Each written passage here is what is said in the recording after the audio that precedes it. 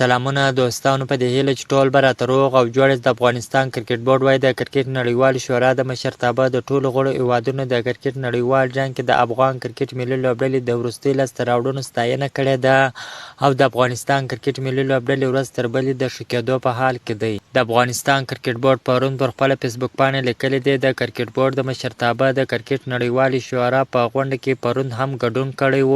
سرچینې زیاته کړې ده چې په دغه غونډه کې د افغانستان کرکټ بورډ د مشرتابه د سویلي افریقا، نیوزیلینډ، ویسټ انډیز د بشپړه غړیتوب هیوادونو سره د چمپیون ټرافۍ وروسته د افغان کرکټ ملي لوبډلې پر لوبو بحث هم کړی دی. د افغانستان کرکټ بورډ په پلان کې لري چې د بنګلادیش او زمبابوې الف لوبډلې سره هم لوبلړۍ ترسره کړي او داسې د پاکستان، متحده عربي اماراتو 19 کلونو سره د افغان لوبډلې درې اړخیزه لوبلړۍ هم ترسره کړي. که تاسو هم غواړئ د کرکټ په اړه باندې تازه او مهمو معلومات څخه ځان خبر کړئ، زموږ پیج فالو، چینل سبسکرایب کړئ. د نورو تازه معلوماتو لپاره موږ سره اوسئ. تر بلې ویډیو پورې د الله په امان.